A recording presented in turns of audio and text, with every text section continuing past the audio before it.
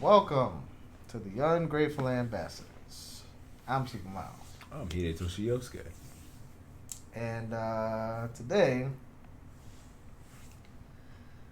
this nigga ain't watched You on Netflix. Oh my god. Yes, this son of a bitch right here has not watched You on Netflix. Not only has he not watched it, he refuses to watch it. I don't want to watch it. Why the fuck? What is wrong with you? Because I don't care. You keep saying this because you haven't seen it. If you see the shit, you are going to love that shit. Son, there's nobody I know that's seen it and just didn't like it, son. Nobody. I'm sure people. So then why don't you fucking watch it? Because I don't care. I don't care. Why don't you a watch dude it? fucking stalking a girl that he's obsessed with. It's about more than that. Oh my god. Wait, what else is it about? What you gonna be like? Oh, I'm not gonna tell you. You need to watch. If I tell you, see, here's the great part, everybody. If I tell him about it, he's more likely gonna watch it. I was about to tell this nigga the whole shit the other day, but he had to do something. So if not for that, I would have explained the shit then. So here's You on Netflix. Okay? So yes, this nigga is stalking a girl. Okay? Yeah. She came to him. You came to me, remember? She came to him because she came to his bookstore and she getting the book and he, looking it up and down. Shit, you know what I'm saying? Shoot. What's your name? So, he flirting with her. She flirting with him. Find out, a little bit about her. And I think at that time, before she left, she might have gave him her email then. And he does like the monologue or it might be a monologue. Like he has an inner or the he does the narrator. Oh, okay. Right? So he's talking about her and like his thought process and everything. So he like, oh, so you just gonna give me an email, you don't want to give me your number. Okay, I see how you trying to play. You trying to play a little, slick with that. So he's just going through, and now that he got her number or her email, he's trying to set shit up, trying to, get at her. And he goes like through her social media and shit like that to find out more about her. Right. So it's also one of those things, like everything he does is more of a lesson for you, right? It's more of a, don't put all your shit out there on social media. Like, because he don't have social media for that exact reason. This nigga's mysterious as shit. Right. Like, all you know is this nigga Joe works at the fucking bookstore. That's all you really know about this nigga. But for you, he know where you work, where you go to school, around the places where you live, all that shit. He found all that shit through social media. So this nigga researched like a motherfucker to find everything to help him stalk her. He didn't even have to do that much. But this nigga, like, when you see him, it's like, alright, it's like, yeah, we know this nigga's stalking her. Right. But he's going through normal means. It's not like he's actually, of course he goes a little further than that. But it's about normal. Like, imagine meeting a girl on social media and you trying to get to know her. How else are you going to fucking know her except through her social media? Like, when you first meet them. Like, if you've never seen them actually in real life. Right. Well, even if you have. Like, when you first try to make a conversation or do anything, you have to find out about them. And it's not as easy, especially if you don't have their phone number yet. So everything you do, everything they tweet, everything they post, it's just like, that's how you get to learn about them. But then that's where the double-edged sword comes of you putting yourself out there. So it's more of that lesson, too, of you can't just put yourself out there. But also, you never know who you're going to run into. And that's more what Joe is. Because Joe is a stalker and he does some wild shit. He is not, perfect person. He's not perfect at all. He knows this, okay? He knows he's kind of fucked up. He's aware of everything he's doing. He's conscious of it. And that's more of what he talks about during the show. Of like, yeah, I might be taking this a little too far. Or I might be, doing this and that. But I like this girl and I feel like it's best for her to be with a nigga like me.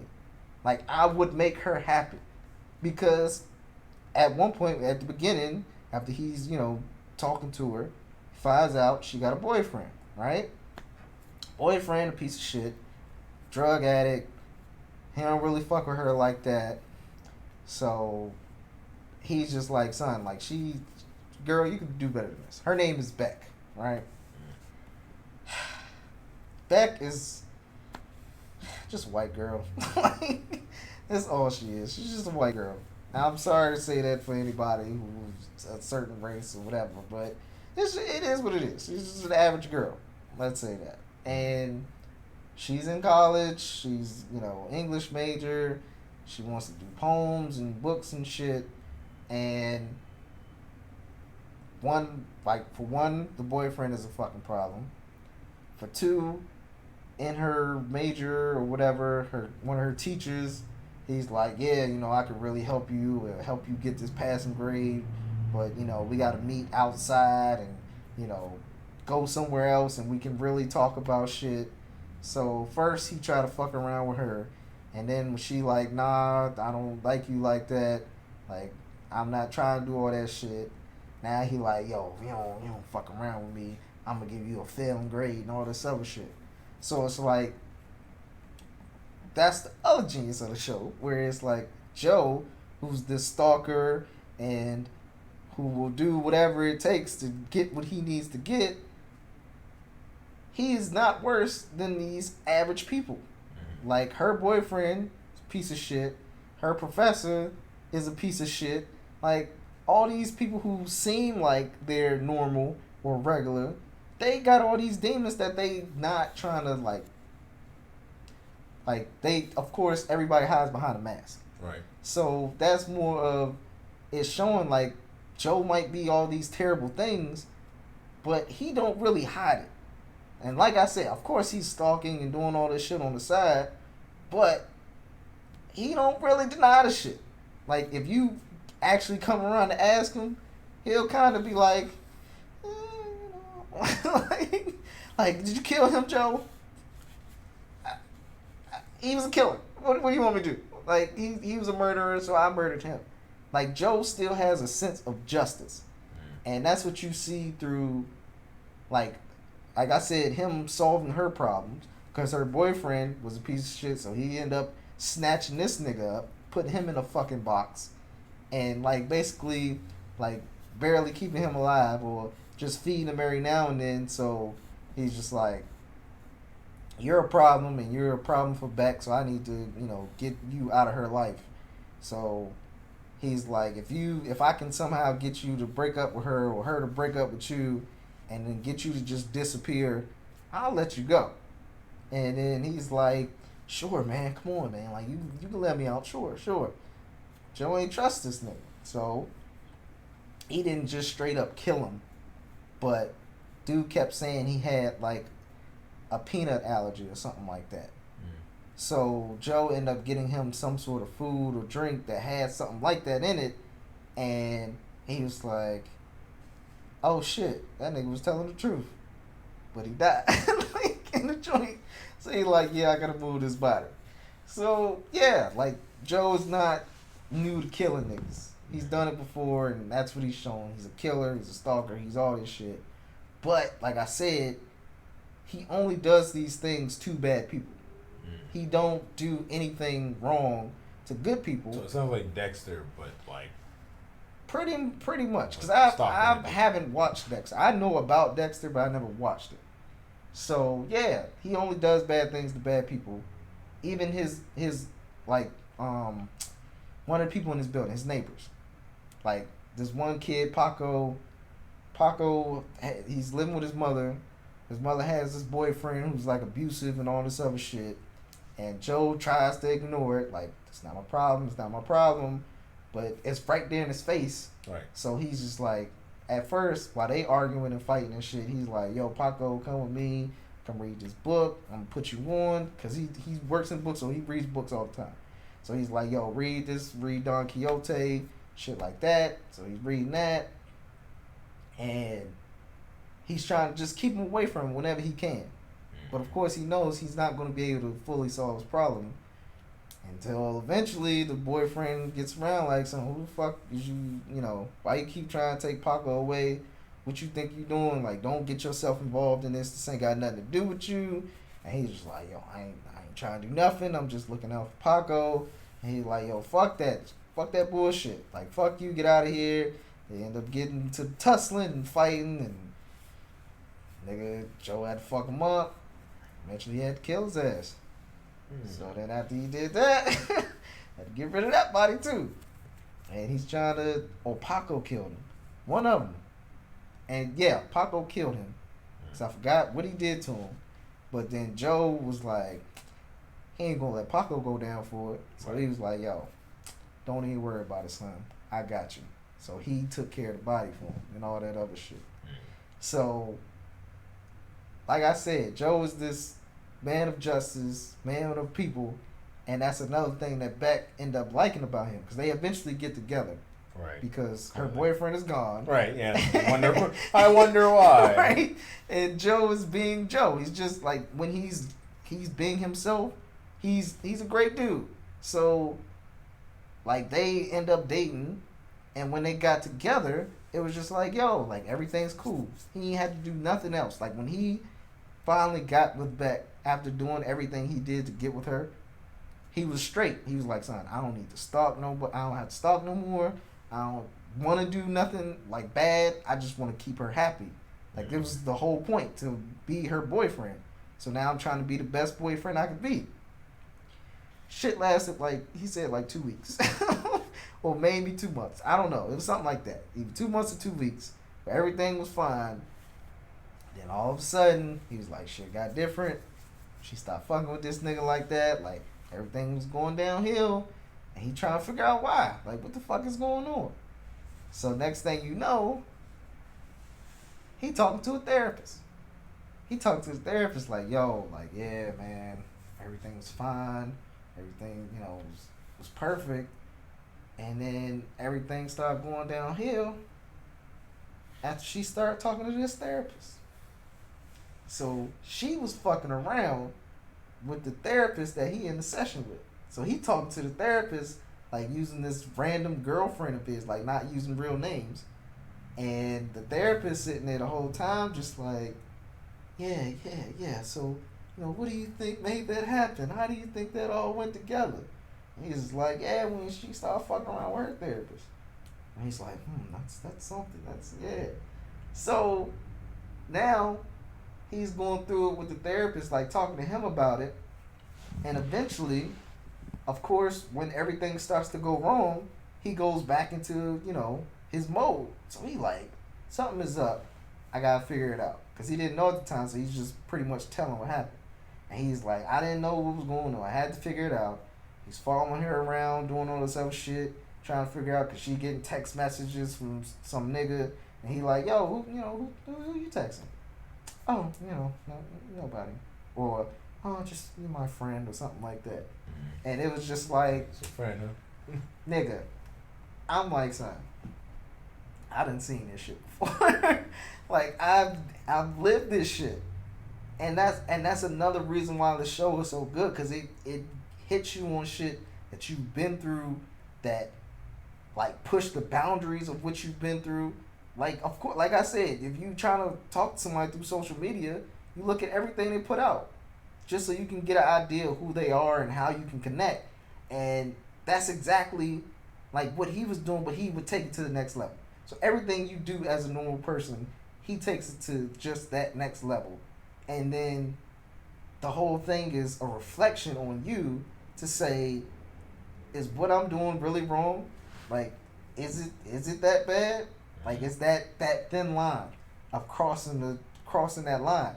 Because just like they say, if a guy you like girls say it all the time, if a guy you like says this or that, it makes you feel wonderful. But if a guy you don't like says those same things, you looking at him like a creep or some shit, right?